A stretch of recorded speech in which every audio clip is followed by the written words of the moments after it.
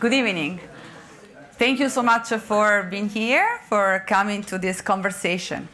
My name is Alessandra Fogli. I'm from Italy, and I got my PhD from Penn, and I taught in several universities, including NYU and the U of M. And now I work full-time in the research department. I'm a senior economist in the research department of this Fed. And I'm very excited tonight to talk to you about my research, as well as some of very interesting initiatives that are going on right now in the Federal Reserve Bank. So after getting done with the disclaimer, the views expressed are my own and not the ones of the Federal Reserve System, let's get into the topic of this conversation. The topic of this conversation is inequality and mobility in US and in US cities. So one of the most dramatic economic phenomena of the last 40 years has been the increase in income inequality in US. So we live in the most unequal society today that has never been in US, and where the gap between rich and poor are at a historic high. So in my research, I ask the consequences of this rise in inequality on mobility, and in particular on the American dream. So has the dramatic increase in inequality eroded the idea that even if you start from a poor family or for disadvantaged economic condition, you can actually climb the ladder of economic success and then eventually rise to a higher rank in the income distribution. So has inequality eroded the American dream? So first I'm going to talk to you, walk you through some facts. So some historical experience of the US, how inequality has changed over time, how we measure inequality, how we measure mobility, and then I'm going to talk to you about segregation and the link between inequality, mobility, and segregation. So first we talk about inequality, and we measure inequality by looking at differences among rich and poor. And there are different ways to capture these differences and different outcomes that we can measure. We can measure incomes, we can measure wages as well as wealth, and we're going to look at the evolution over time of these three variables all over the US. And then we're going to talk about mobility. Mobility is really a different concept from inequality. Inequality is a static concept. It's just looking at the difference in one point in time between rich and poor. Mobility is a dynamic concept. The idea is what's the probability that if you're born in one part of the distribution, in this side of the distribution, you can actually move to a different point later in life. So there is this dynamic concept, the idea that eventually individuals can change their rankings over time, and is measured by looking at the correlation between parents and children, parents' ranking and children rankings. So there can be difference between poor and rich, but there may be less or more mobility. So it doesn't mean that if there is more difference among rich and poor, you need to have a less mobile society. On the other hand, what I'm going to talk to you about tonight is that inequality and mobility are linked, and not only they are linked with each other, but also they're linked with segregation, with residential segregation by income and education. The idea is over time in US, inequality has increased, but at the same time, mobility has decreased. So the American dream has been eroded. I'll show you that.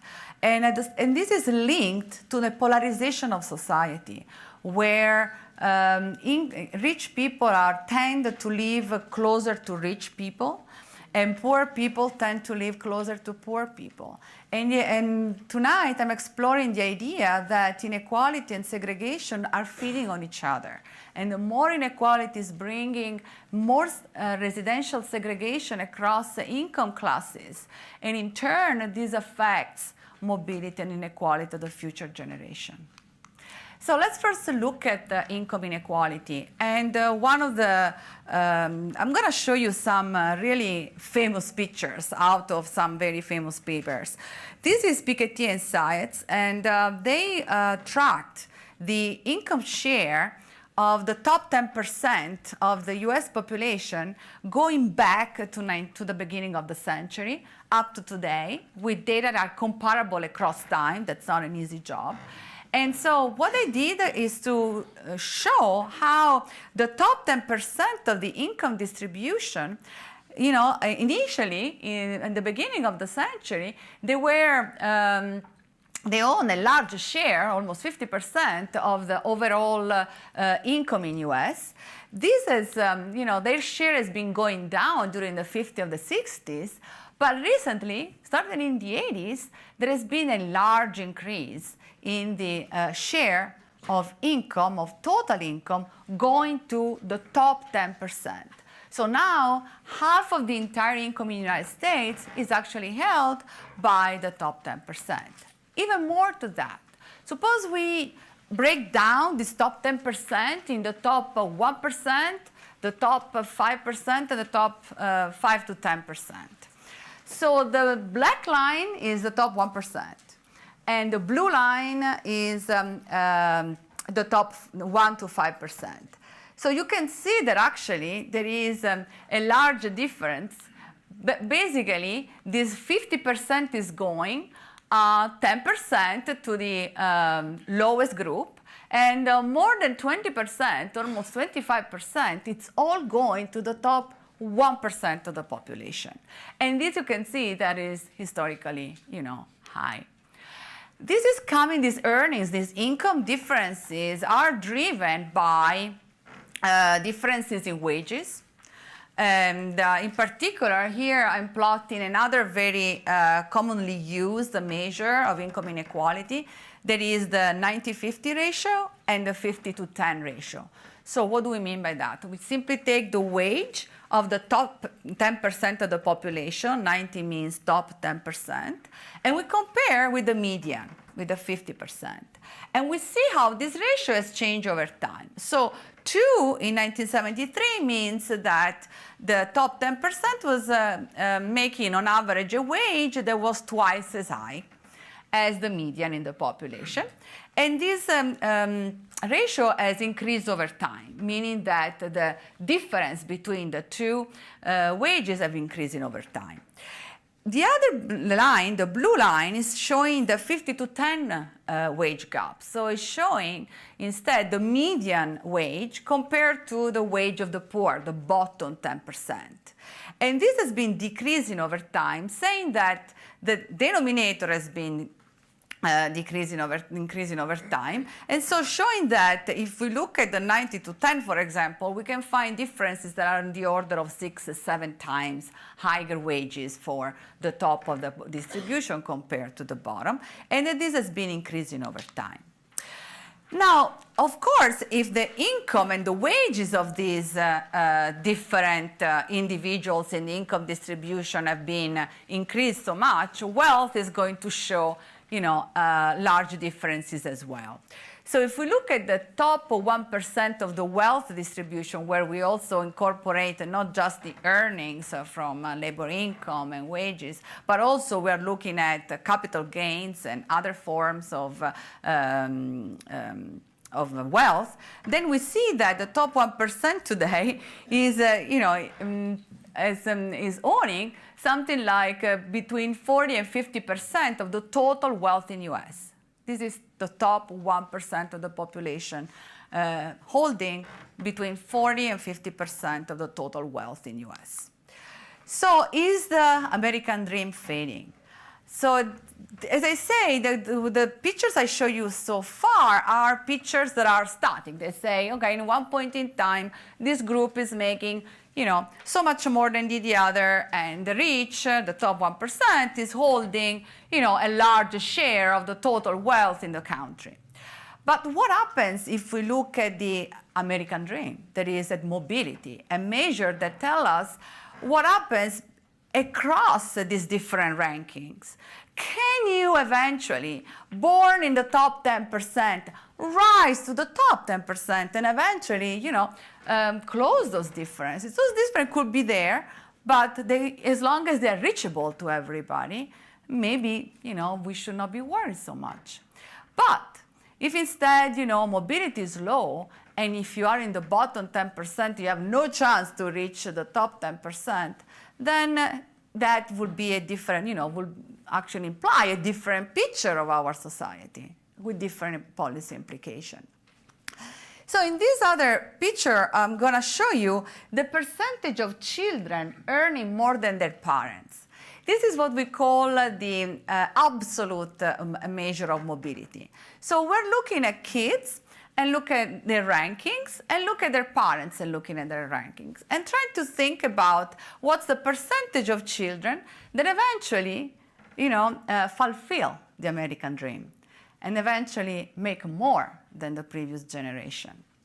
And this percentage of children making more than their parents back in 1940 was 90%. So the American dream was truly alive. 90% of the children, were going to make more than their parents. They were going to succeed and eventually, be better off than the previous generation. But as you can see from this graph, these percentages change dramatically over time. So it's not just that, the richer are becoming richer and the poor are becoming poorer, but also that there is no crossing anymore. If your kid is born poor, he's not going to get richer over time than the previous generation. So the percentage of children that in 1940 was making more than their parents was 90% compared to 50%. I mean, it is more than halved. And it keeps going down. However, we cannot look at them yet. You see, it's not that I was lazy and I didn't update my slides, but we need these children to actually become adults in order to see, what's their income would like. So then people were asked. So this is just survey data. We're asked, every all citizen, there is a Gallup poll that is asking American citizens 18 and plus, what do you think about the American dream? Is the American dream still alive? And this is survey evidence, but it also shows that not that long ago, in 1985, the people that thought the American dream was dead was about 10%. And over time, 2015, the percentage of people that thought the American dream was dead tripled. So in about 40 years, there has been this generational change where 1/3 of the population now, has changed their mind about the American dream and mobility and the possibility of the new generation to do better than the previous one. So this is also, I didn't put it here, but this is also different in terms of across, these responses are different across educational groups and across age groups and across race groups. So in particular, the uneducated, which means, the no college graduate part of the population is actually the one that has been more pessimistic about the American dream. So the non-college graduate and the younger people and the minorities are those that are falling behind and don't believe anymore in larger part to the American dream. So how does the American dream looks like if you look at geography? So far we have looked over time. And we said over time, we see that the percentage of children doing better than their parents has been going down over time. This picture shows you metros by metros and county by county, what's the percentage of children that do better than their parents in a particular year.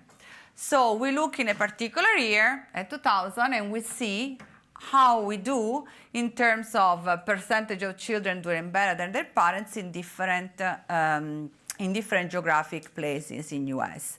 And there are huge differences. So this area that is darker in color is capturing the percentage of children, the lowest percentage of children that do better than their parents. So that's where the American dream is in serious trouble, because the number of children that are doing better than their parents is less than 4.8%.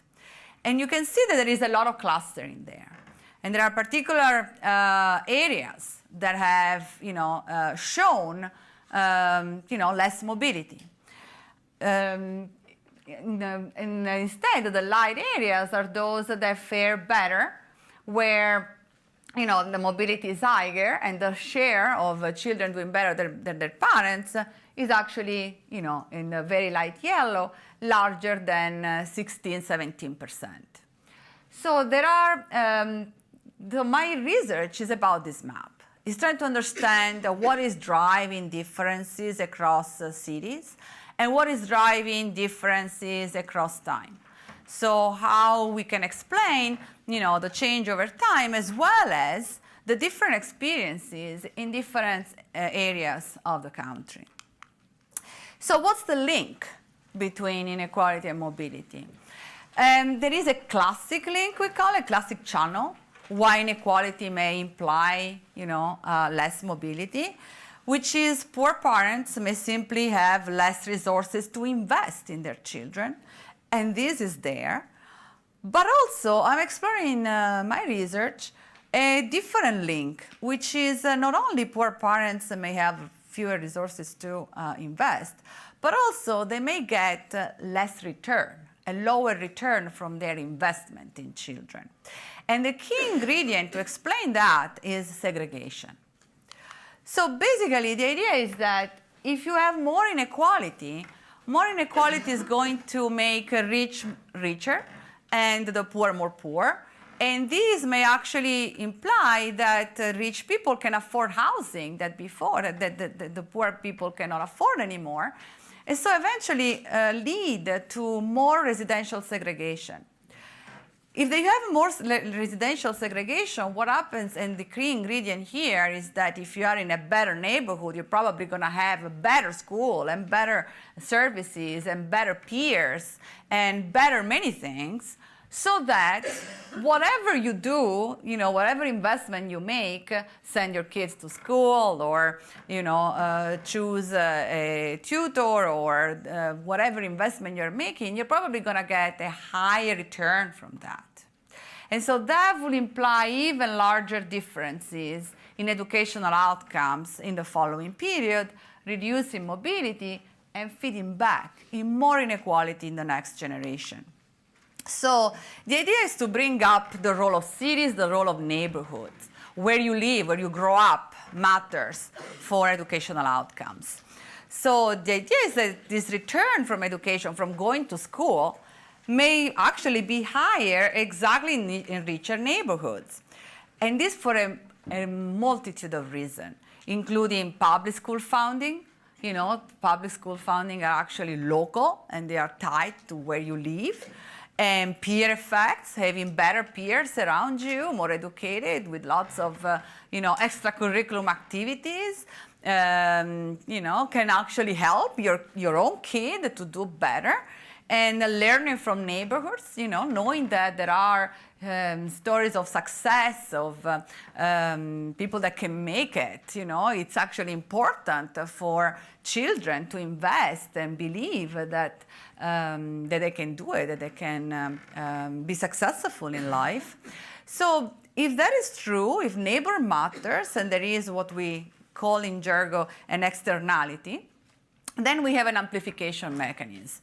There is a higher inequality brings, higher segregation, because rich people know it's better to live in a rich neighborhood, so they're willing to pay more to actually live with each other. And by doing that, they lead to an increase in housing prices. And so, over time, the able but poor kid will have to actually, it becomes more and more likely to live far away in a different neighborhood where there are only poor kids. And so you have this switch from, a mix of income and able kids all living, in different neighborhoods, to having a society that is segregated, where rich people live with rich people, no matter what the ability of your kids are, and poor people live with poor people. And that implies that in next generation you see more segregation and eventually, lower mobility and more inequality. So basically, what happens is that poor parents, segregation is an amplification mechanism through which inequality generates even more inequality. So we can explain why it keeps increasing and lower future mobility. So let me show you why we think this channel, has some role in terms of explaining the facts. First of all, we find that there is a strong correlation between inequality and residential segregation, both across time and across space. There is across time, segregation and inequality have increased at the same time, and also the same cities where you find a larger increase in segregation, you also find a larger increase in inequality. Moreover, where segregation is higher, you find a larger educational gap between kids. So if a city is segregated, is highly segregated, and you look at the difference in educational outcomes between poor and rich kids, you find extremely large differences. If instead the city is not as segregated, those differences are lower. Also, in areas where segregation is higher, intergenerational mobility is lower. So let's first think about the first channel, inequality and segregation. So first thing I want to show you is that segregation and inequality move together. They move together over time. And then I'm going to show you they also move together across space. So the map that I was showing you before is sort of showing that the same cities where there is a lot of segregation, they also have a lot of inequality. But first of all, how to measure segregation? This is pretty much what we have in mind. There is a separation, a physical separation between neighborhoods such that, people are not evenly distributed. So what we use in this research is as a measure that is actually coming from sociology, and it's called the dissimilarity index. It is a measure of evenness. So it's trying to look at whether there is an even distribution of types across the census tracts in US. So in my work, I went back to when census tracts were first tracted, when we have data, which is 1970. And I look at every single census tract in US. And I look at the city where the census tracts are and compare the presence of poor in different census tracts. So for example, let's consider a city where you have only one person that is poor that is below some threshold of income. So overall in the city, there is 25% of the population is poor. But if the city is divided in 4 neighborhoods, how are these people divided across them? Where do they live? So what happens is that it could be that in each single neighborhood you have the same proportion as the city as a whole. So it could be that in each single neighborhood you have 1 person that is poor, 3 that are rich, or vice versa, exactly like in the city as a whole. Or it could be this other way, there is all the poor people or the right people are all concentrated in one area of the city, and all the blue people are in the other. So you see that here inequality has not changed. You always have 1 red person and 2 every 3 blue person. But what has changed is the distribution across census tracts. So my research is about thinking about this distribution across space, across census tract, and see whether it matters for future mobility and inequality. So this dissimilarity index is exactly calculated as a ratio, looking at each census tract and see what's the distance between the distribution in the census tract and the distribution at the city level, and summing up all these differences. And then you come up with an index that is the dissimilarity index for the city. Then what I do, I aggregate all cities, using population weights, and I plot my index, that is the red line, over time. And I plotted against a measure of inequality, that is the Gini coefficient. So what happens is that I show that, the two track each other.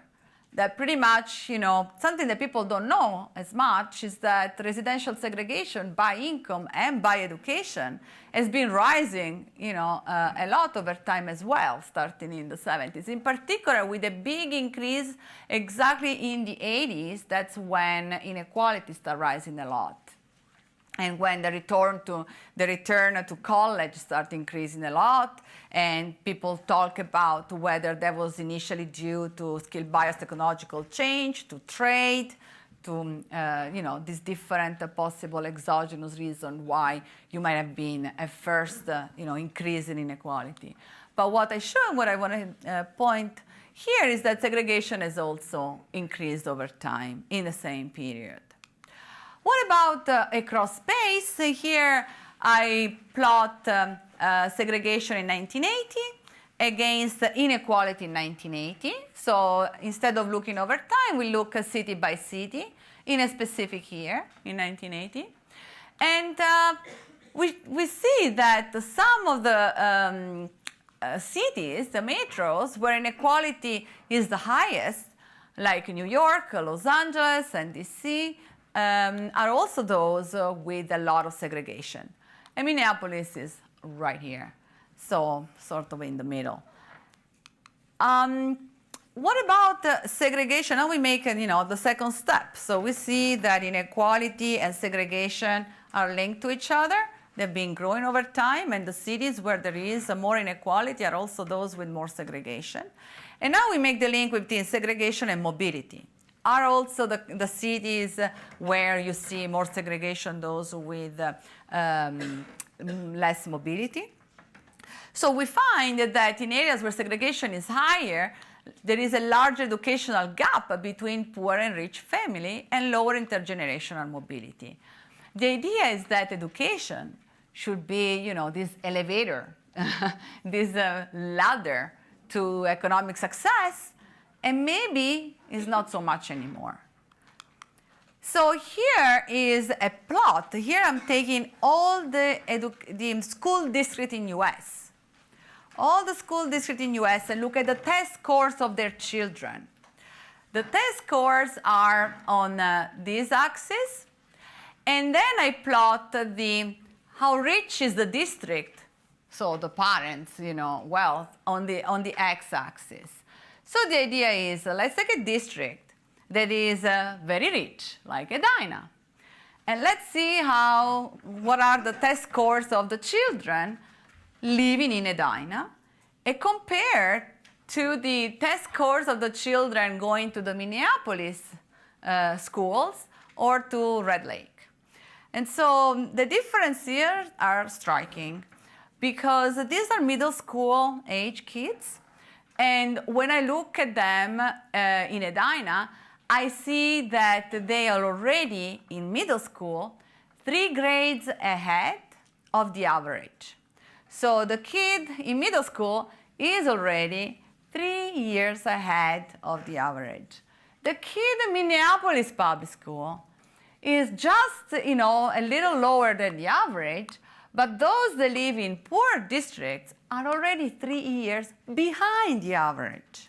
So in middle school, you have already differences in test scores that are an order of magnitude very hard to, if you think about it, to eventually reduce over time. Now, how is segregation playing a role? Well, segregation plays a role because it makes it worse. There is, on this axis now, on the y-axis, I look at the difference between the test scores, 6 years, 3 years, 2 years, between rich and poor. And on the x-axis, I look at my segregation index. So there is always a difference between the poor and the rich districts, fine, in terms of test scores. So this is always positive, the difference. But the difference is higher where segregation is the highest. So the more segregation, the more the difference is between the test scores of poor and rich districts. So that, it's sort of like telling. And if we look, we also did this other way of measuring mobility. So the educational gap is already sort of a good approximation of what is going to happen, eventually to the income of these kids. But we also looked at over time, you use the NLSY, which is a panel starting in the 70s, and we follow these kids over time, born in different cities, and we know what their parents' income was. And we see what happens over 20, 30 years to their income.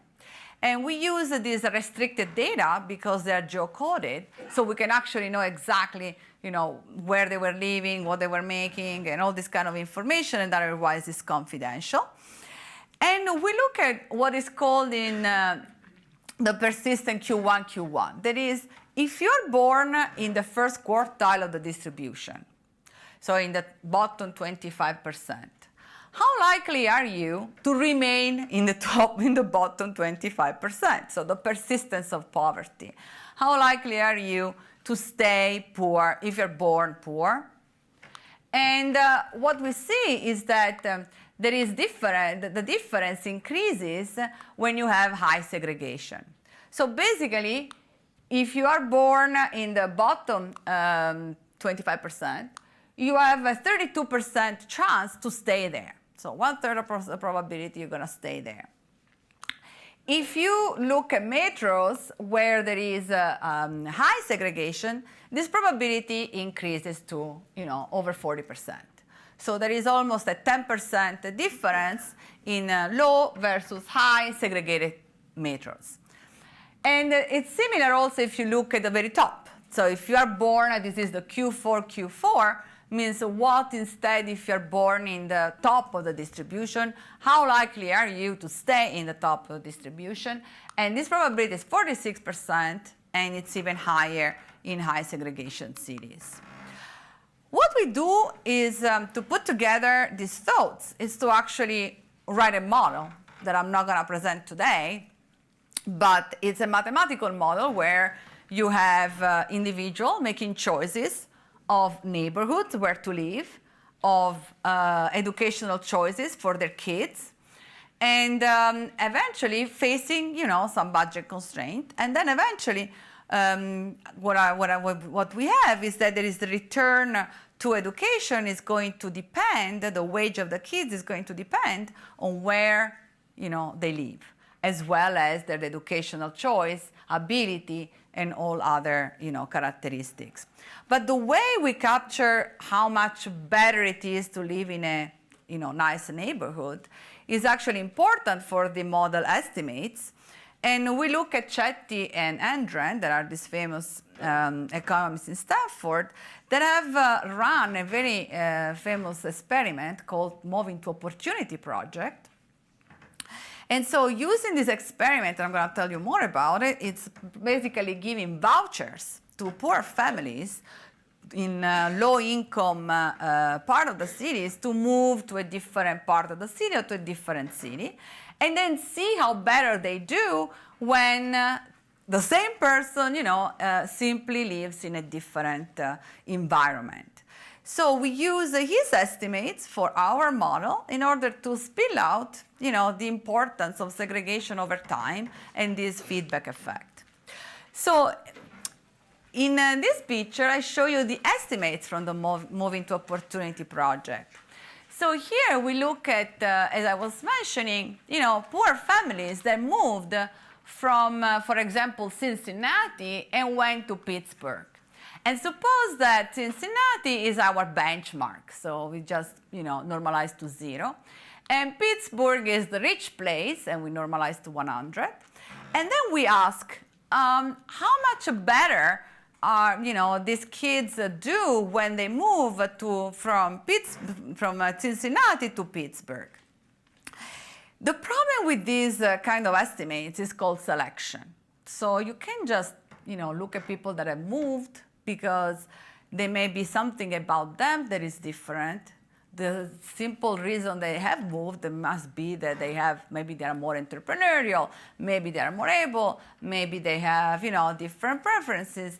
So if you just look at people that move without any other sort of, we call controls, you may confuse, the two effects, the effects of being in Pittsburgh with the effect of being the type of person that moves.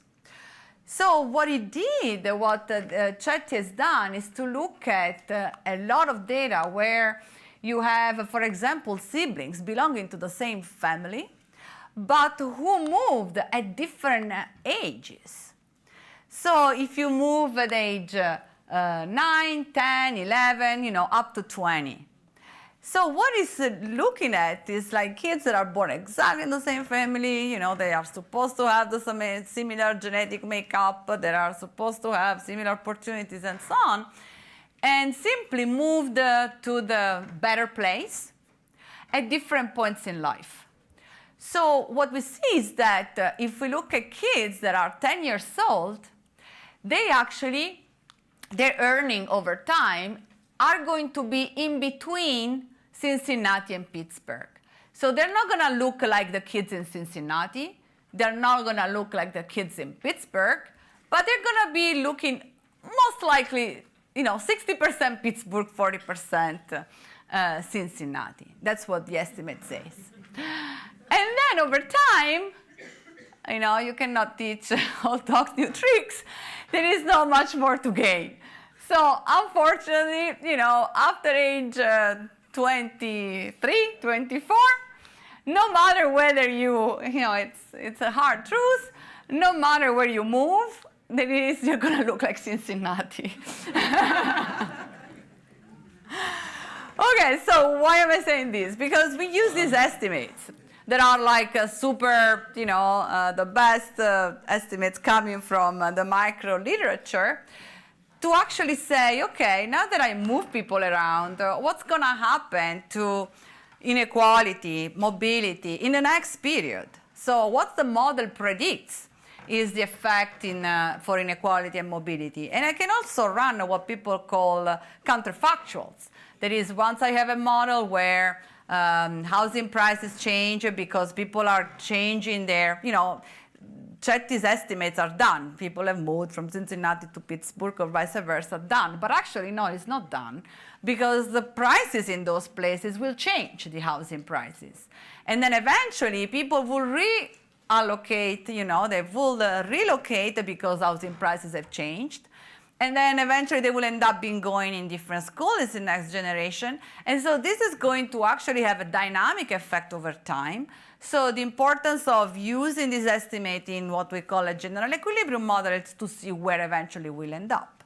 And also trying to run experiments. What if there is no spillover from, or there is no neighborhood effect, but only the classical channel? How much is the classical channel going to matter for the link between inequality and mobility, and how much is the segregation channel going to matter? So what we do, we use the data that I show you about initial mobility, initial segregation, and initial inequality. And then we call the system. We change the return to college. The return to college in the 80s has spiked up. I showed you that. Maybe because of international trade, maybe because of skill-biased technological change. And then I look at the response of all the location choices, education choices, and how this feedback into next generation inequality, mobility.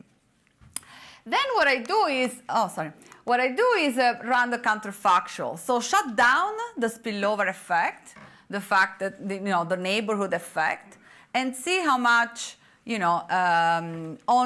what's the difference between my results. And then there is sort of like in physics, you run in a lab. You can actually shut down one variable and look at the other. And that's something that in economics we cannot do. We don't have a lab. So our models are our labs. We have the model, we can shut down, and we can see what happens without having to tell people, now you cannot move, To use Java, I don't care about Java right now.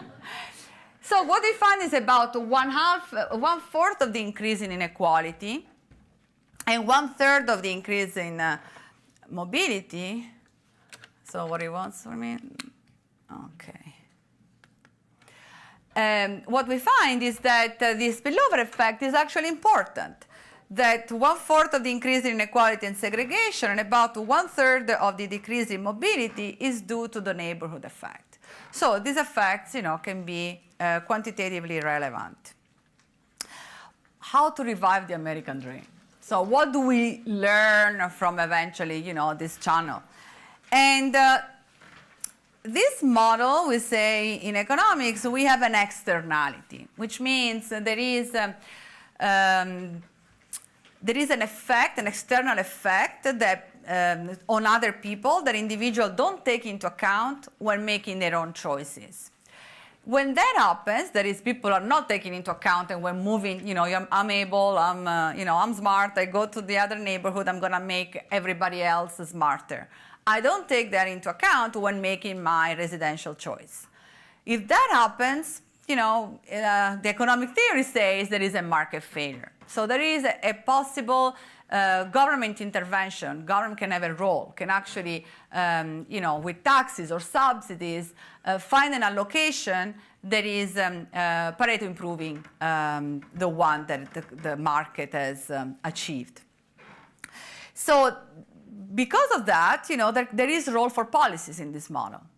And the idea is that, as I was saying before, education maybe is becoming a divider instead of an equalizer. So one thing that, we can think of, for example, is to break the link between residential choice and school choice, trying to provide, high education choices for everybody, making sure that there is access to good education choices for poor families as well. And so how to do that? There are different ways. For example, the school financing, that is localized here, and as well as housing policies. And there are already experiments that are run in different cities, in San Francisco, in Boston, where even if you live in one neighborhood, you are not entitled for sure to go to school in the same neighborhood. So there can be lotteries, there can be busing, there can be, of course, this will reflect in housing prices, and you need a model to say what are the final consequences. Somebody will lose, somebody will, gain, and eventually you want to assess, the final consequences. Another important topic that I have not touched yet, but is part of the big picture here, is race. So far in this research, tonight, in this conversation, we have abstracted from consideration that have to do with race. So we talked about poor and rich, and we talked about, college and non-college graduate, but we have not talked about the big differences there are between the outcomes of different races in U.S. Especially when we talk about segregation, we should be sensible to the fact that actually race is an important factor, and then we lived in the past in a highly segregated society. So let's look at what's the effect of race, for example, on wealth. And here I'm showing the average family wealth by race, so wealth and race. If we look over time, starting in the 60s to today, we see that the difference in the average family wealth between white, which is the blue line, and African American increased a lot, and now is like 7 times as large.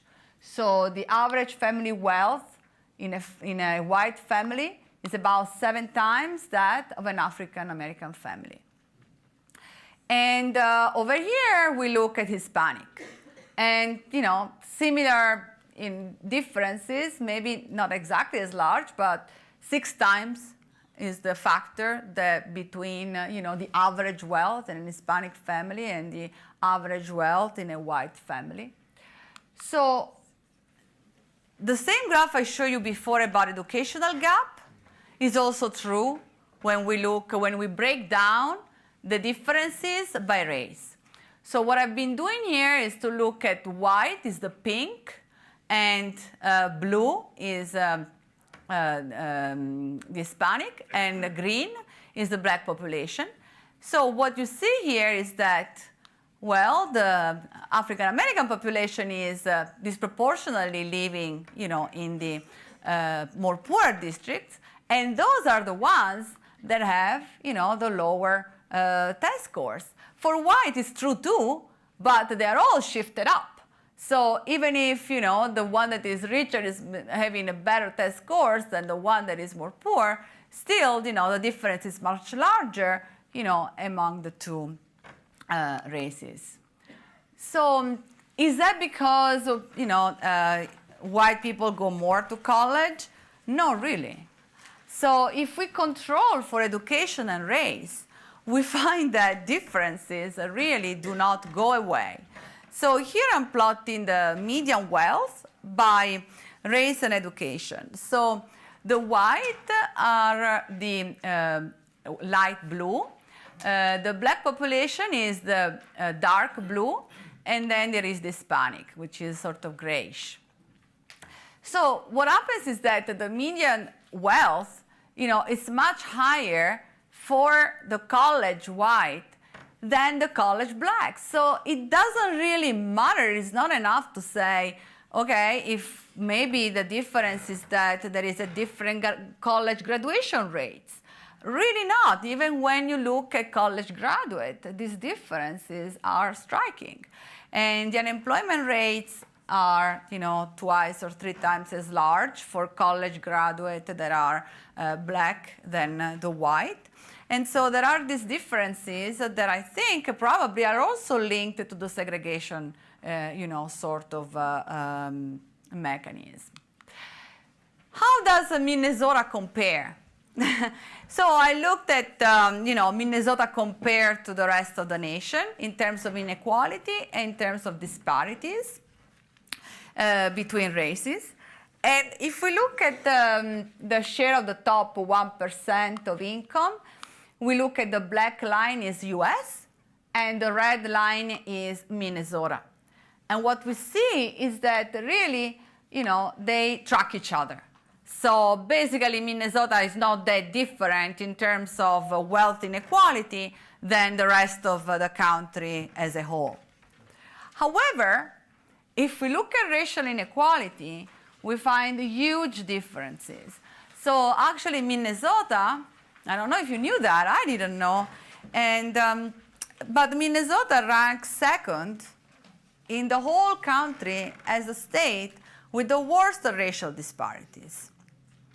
So we have a small African American population, and where the median income for white is more than twice that for black, and unemployment rate that is almost 3 times as large, and an home ownership rate that is much higher for white than for black. So white people, 76% of them own their own house. And this is not a typical thing for the black family, where only 21.7% own their own house. And the incarceration rate per 100,000 people is simply striking, has very serious consequences for home ownership, for job finding rates, and and for children in the next generation. So very high, and I was surprised by that. And in particular, our president, Neil Kashkari, was very struck by that. And so the last thing before I conclude and I take your question is I wanted to share with you this very exciting initiative that he started here at the Federal Reserve Bank of Minneapolis last year, which is the Opportunity and Inclusive Growth Institute. So motivated by the general trend in US of rising inequality and fewer opportunities and less mobility, but also motivated especially by the racial disparities that are so close to us, that actually are prevalent in our own state, he started this institute. So he was able to found funding in Washington and finance this new initiative that is, whose mission is to conduct and promote research exactly about economic opportunity, trying to find policies that will actually, make growth more inclusive. So it's not enough that we target inflation and unemployment rate on aggregate. If there are so large differences between unemployment rate of a part of the population and the other part of the population. So it could be that we're doing great in terms of average unemployment rate, and we have like a 4 or 5% unemployment rate right now, one of the historical lowest. But on the other hand, we're also living in a society with large economic disparities, where this average unemployment rate is masking huge differences between different parts of the population, people with education, people without education, and minorities. So basically, thinking about that, the Fed is taking this role of not just thinking about the aggregates, but also taking charge and thinking about, what could be a better way, what are the consequences anyway of our policies on distributional issues and not just on aggregates. So what, especially in view of our maximum employment mandate, because maximum employment is pretty clear. It means that we want full capacity. We want everybody that is able and willing to work to be able to. And that should be our goal, what the Congress is actually expecting us to do. And so taking that seriously, we started this institute with this mission, and we have, you can check the website, we have a fantastic board of advisors, all the people that I just show you pictures from science to charity, they're all advisors on our board. And these are, some of the people that are helping us to think about what are interesting topics of research, which conference should we hold next time, what are the policy implications of different, papers or models that we've been thinking about. At the same time, not only we have this, fantastic board of advisors, but also a very rich visitor scholar program. So we actually every year, last year was the first year, so this is the second, we host something like between 15 and 20 visitors or scholars that come from different universities or other feds and across fields, even sociologists or lawyers or people that want to think about this issue in a broader way. And so we have a variety of research interests, a different stage of careers, more young people and more senior economists, as well as international and domestic visitors. So, and these people are coming to our own floor, on the 7th floor, on the research department. We are actually building new offices as we speak, and we're growing, a lot next year. Because it's important to have interaction and to presentation like this one tonight, and trying to get feedbacks on what the research of each of us is saying, what the findings are. And also we host a conference series. So we just had one last month about labor force participation, for example, and how labor force participation has been going down over time. So fewer Americans are actually looking for a job or want to work. And this is discouraging, because usually what happens is that people are not looking for a job if they think they cannot find one, or they think they cannot find a good one. And so sometimes unemployment rates being low does not really mean that the economy is doing well, but it may also mean that few people are looking, because the unemployment rate is the percentage that do not have job, but they are also looking. If you're not looking, you're not part of the unemployment rate. So we had this conference last month looking at possible reason why labor force participation is going down, and also how different it is for different groups, educational groups, race, minority, as well as young and old folks and different demographics. And then instead, October, we're going to have 18th and 19th, a conference about inequality in cities. So we're going to think, so today we thought about within cities and how people may live in different neighborhoods within one city. And the conference in October is going to think across cities, how people move across cities and move from Minnesota to Silicon Valley or to New York, and what that implies, in terms of how some cities are booming and others instead are, dying, and how much divergence we observe across U.S. And how this is explained by similar, actually, effects of what we talked today. That is, some educated, skilled workers are more likely to go where other skilled and educated workers are, and so generating this feedback effect. And so we're going to have a really great lineup of experts that will be talking about more about inequality across cities in October. And then I hope that this translates into a conversation so that I can take your questions.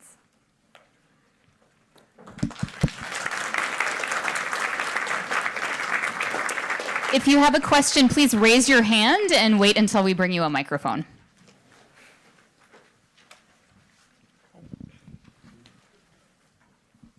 Hi, I'm Susan Geller, and I work in the northwest suburbs of Minneapolis, and we work with primarily the Wayzata and Orono school districts, and we find the data there shows that the children who are in the achievement gap are primarily low income or children of color, even though it's in one of the highest performing school districts. Sure. And we see that the our theory and around which we've built an initiative is that the critical component is relationship building, and that even neighborhoods, when you define them, look within, it's like still so much segregation.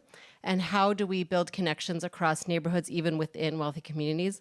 And I'm just curious if you've looked at that kind of data. Sure. I haven't yet, and I think about an individual as, somebody in the middle of different circles.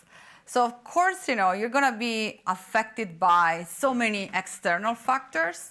And here we're sort of looking more into them. But you have the family next to you. And then eventually you have the neighborhood.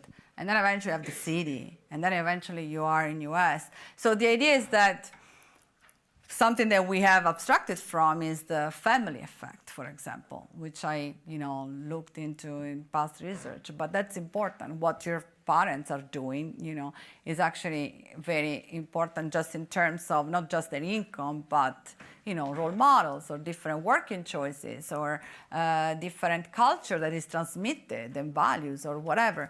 So it's sort of like I think it's a first pass. This research to open up the box of what the external factors, society and peer pressure or neighborhood factor can imply for individual choice, but it's not complete.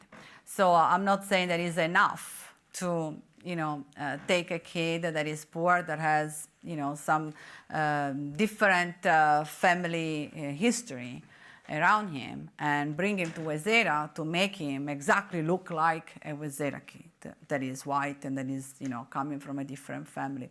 But I'm saying that that kid is probably going to have a better opportunity than the one that is not even in Wayzata, but is in North Minneapolis and has so many other issues to deal with just when he goes to school.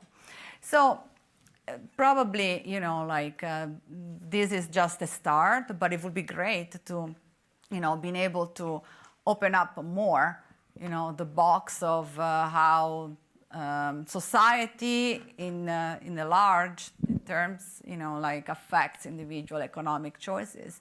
And we're at the beginning, because as economists, we usually abstract completely from a social factor. We just have optimizing rational individuals that, maximize their utility. Now we're finally understanding that, well, actually what happens around you matters for your choices. So I think it's a step, but not not the end of this run of research. But I would be very interested to see data that speak to that. Yes. Thank you so much for good information. My question is, are you planning to look at immigrants new or been here for some period of time? Great, that's a great question. I've been looking at immigrants in the past, and that's actually what I was referring to when I was answering the first question about the effect of families and culture. Because in the past, I was looking, for example, labor force participation decision for women. And in order to see how values or culture or beliefs may affect your labor force participation choice, I looked exactly at immigrants. Because everybody that is an immigrant has the same opportunities. I actually was looking at second-generation immigrants, so my own kids. Because those are, by any means, American citizens, were born in this country, raised in this country, went to school here, had the same opportunities and same constraints, and faced the same prices and institutions. But all the difference between them is that my kids have parents that come from Italy, and then there were other kids that had parents coming from a lot of other countries. And we look at their labor force participation choices, and we see that actually they reflect a lot. There is systematic difference in women that are born to parents coming from the south of Europe, for example, from women whose parents come from the north of Europe. Because in the south of Europe, they're used not to work as much, and having maybe higher fertility rates and having a more traditional role for women. And then when you look at second-generation immigrants here, you actually learn that those differences still matter even when everything else is constant. So even if when you control for where they live, what education have, their husband's income, and everything that you can observe, you can actually find that those values or that upbringing still matters today for the choice of my daughter to work or not to work, simply because their parents had a different system, social norms, different beliefs, and different family, values. And so that is also informative, and immigrants are a great, way to sort of, again, find what we call identification. That is having like a lab where you can have everything else constant, like prices, schools, and institution, and the only thing that changes is your the origin of your family. And this way, we can actually identify the effect of culture on from family on kids' decisions as adults.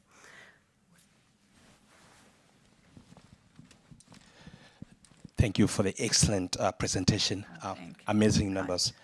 My attention was drawn to the wealth by education and race. Sure. That was really very dramatic differences between the race for the education, college going, and college graduate for the minorities versus the whites. Yeah. It's like 10 times more. If you could please go back a little bit to I'm going there. the graph. I'm wondering what is driving that. This is huge. If you look at the college educated for the minorities and the white, are you doing any research in that? Yeah. What's driving that? That's what we are all trying to understand. And I can tell you that, you can always control for more. I mean, there is a little bit of this sort of like a race in this profession. That is, you can always argue that there is an extra variable that can explain. Maybe the education is not exactly the same. Maybe they had not just college degree, but there is more PhD among. But maybe there is always that. So we control more and more and more. But I have to tell you that I haven't seen that difference disappear. I've seen it reducing. It can be reduced eventually if you keep controlling for things that may be endogenous themselves. That they may be, investment decisions that are already part of a, a part of the problem. Because if you don't believe that you can succeed, then maybe you also invest less. So, but anyway, even after controlling for, all the observables we call, the things that we can measure, that difference can shrink but cannot disappear. So, and the same thing is with the gap between women and men. You can keep controlling for career, profession, occupation, and age, and so on, and that what we call residual, still stays there and does not disappear. So this is exactly what we're trying to understand, and discrimination can be, one of the explanation, and it's on the table. And we're trying to understand, for example, there is a really good work by Matsunder in Chicago Fed that was presenting here in one of the conferences held by the Institute on disparities, that is looking, for example, at redlining. So the maps that were actually drawn, 40, 50 years ago, for where the white and the black would live, actually are still important to explain differences, in income across different groups. So that is one of the explanations on the table, and the Fed is interested in that because there is also a lot of literature about, for example, lending practices. And discrimination in lending practices can be one of the reasons why it may be harder for some minorities to afford a house and to buy a house. And so that may explain differences in home ownership rate. And kids that don't have a home have a harder time doing well in school. And so it's sort of like a vicious circle that, so trying to understand which is, the best policy is also linked to trying to understand better what are the most important mechanisms quantitatively, because we cannot go out and just try everything. We sort of want to have a good sense of what are the main mechanisms and how we can actually fix those, and be more effective in terms of policies.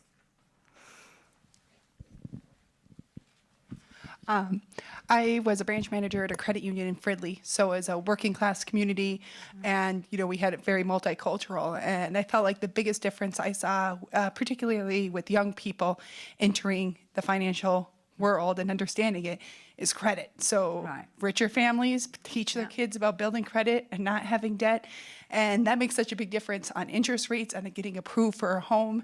And there is almost no education out there on credit in the school system. That's a great idea. And has the Federal Reserve looked at partnering with schools or education so that every student gets at least a basic knowledge of credit and how to affect their score and how it affects interest rates and how something at 18 years old can affect hundreds of thousands of dollars down the road?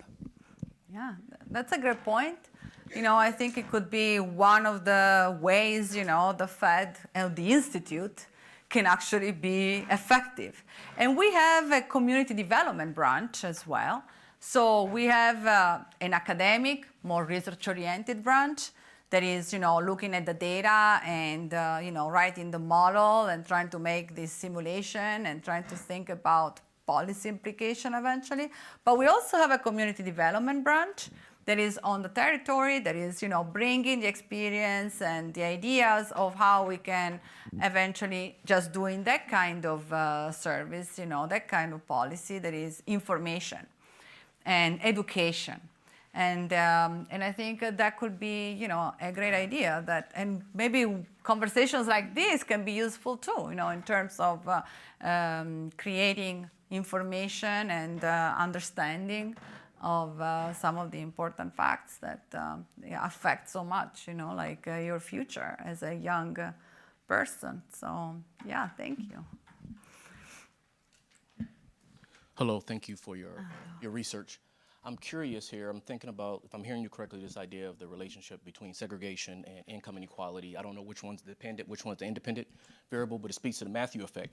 But if you look at your research, and it talks about how, looks like in the late 30s, early 40s, income inequality declined. What reversed it? So you would think that it would continue to increase if there's a feedback loop. So what caused it to reverse course in the late 30s, early 40s? Okay, so sure, actually that's a great question. So again, you know, like the idea that segregation may amplify doesn't mean that without segregation it should go the other way, because there are other mechanisms, including, you know, just simply the investment, the classical channel that I was talking about. So segregation, we see it as something that has been going on at the same time, and the two may be linked, but not the only driver. What was going on in that period was a big change, historical change, going from the Great Recession to the Second World War and the Reconstruction. So basically at that time, you know, the economy was booming, and we were going from a period of, you know, where the Great Recession hit to a period where there was a reconstruction and a lot of wealth, and people were, you know, working more and more in the labor force. So every period has a little bit, you know, their own sort of characteristic. And one thing that is going on now, it's not so much, you know, the Second World War, but it's actually, you know, the war is between college and no college. So what is going on now is you know, this polarization of society between those that are skilled and have found a job that gives them, you know, a lot of earnings and high wages, and those that don't and are left behind. So hopefully we don't need a war to improve that situation. So what we're trying to understand here is, given, you know, this last part of the century economic condition, what are, you know, the consequences among these variables? But that's a great question, sure. We cannot just explain with one variable, unfortunately, the whole period. That's what economists is their weakness. They always find a reason. Good evening. Thank you very much Good for your evening. great presentation. My wife and I live in North Minneapolis, and we are kind of outliers in that way, and kind of made a decision that once we got married to reverse the brain drain, as we called it. Right. And so we find ourselves to be misfits socially among our friends, and in fact, we have a difficult time bringing up this conversation. Our friends feel guilty, they feel somewhat uncomfortable with our decision. It's an interesting thing. I'm looking at your chart around income inequality, this one. Yeah. And you can tell me if I'm wrong, but I had always made the assumption that in around about 1980, which is when where fair housing laws were passed in 1968, and it takes a little while for people to start violating those racial boundaries. Yeah. And then between 1977 and on, it's about the same time that I heard all the ads on late night TV, no money down. You can scarf up some cheap properties that were being abandoned in cities where whites were flying away because blacks are invading, and moving and beginning to segregate now along class lines. Because in our community, for instance, we live on what the original owners of the house told us was called Baptist Hill. And Baptist Hill was the parish community for the Swedish Baptist Church just north of Broadway. And I assume that church, which was then based on denominational ties, and a lot of the parish communities were like that on the north side, and the Jewish community also, that those church communities, and we saw that in the remnants of those church communities, had a variety, a great wealth diversity within the congregations. Yeah. And what happened is, once fair housing laws were passed and blacks started to move in, all of the wealthier people left. And we, in fact, when we moved in 1996, there were still, and still are, a couple of the old Swedish population that were too poor to move. And so, so that integrated, economically integrated congregation became economically shattered. The wealthier moved out, the poorer stayed in, the parishes closed, you know, everything kind of fell apart, the social fabric fell apart, and then the empty houses and crashed the real estate market. No money down, you can live in Little Canada, buy a house in North Minneapolis, rent it out to people, get metro median rent for your housing subsidies, and so nobody's going to buy a house in Edina to rent it out to low-income people. You buy it where the housing prices are low, where the neighbors don't hold you accountable to keep the grass cut, etc. So, you know, I just wanted to throw that out and have your reaction on that. Sure. No, thank you so much. You know, this is exactly the kind of you know, experiences that I'm interested in, because that's what my research is about, you know, is like how the divide among neighborhoods and the fact that there is polarization, and as you say, you know, like the diversity has been lost, and there is the social tenets, you know, has been, and the American dream has been, you know, fading. That has serious implications, and I think that, you know, race is a part of the conversation here. And for sure, you know, the paper that I was mentioning, the Mazumden paper, is exactly, you know, looking at these kind of facts and how, you know, poor and African American, you know, may have been going together because of these maps that were, you know, because of the history, because of the historical experience.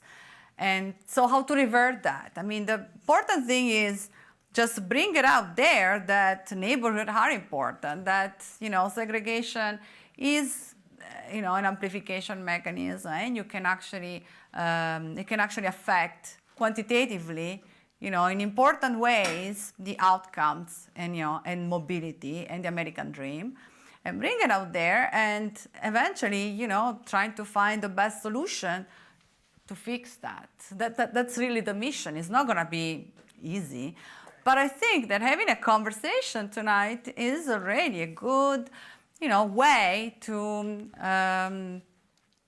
yeah, to start something that is going to take a long time, a long journey. You know, it's not going to be overnight, but I think that these are all steps in the direction of, you know, and starting this journey together. Well, I just say that being able to have a scientific premise for the conversation is a lot more refreshing than having to deal with it as a kind of personal experience. Right, so that's our role, should be the one of trying to make sense, you know, in an economic way, so that we can actually think about policy, run experiments, and find support, you know, empirical support to some theory, and see how they hold in the data and what are the best ways to eventually confront them, attack them, and fix them. So that's the role of the research department, is really to, because we, you know, we may have different personal experience, but we all can sort of like trying to have a framework that helps thinking about all the different personal experiences. We're going to take one last question before we adjourn. Hi, my name is Lauren. I guess my question is just as volatile as his, so just be ready. So in looking at all this data, it seems to me that for minorities, when you kind of put it all together in your mind, I'm no economist, I'm actually a lawyer, unfortunately, so it means I'm not good at math. So I didn't put it all together in my mind. So it might just be like way off. But what do you think a solution be for some of these ills? Would it be a direct cash injection, such as reparations for African Americans, or et cetera?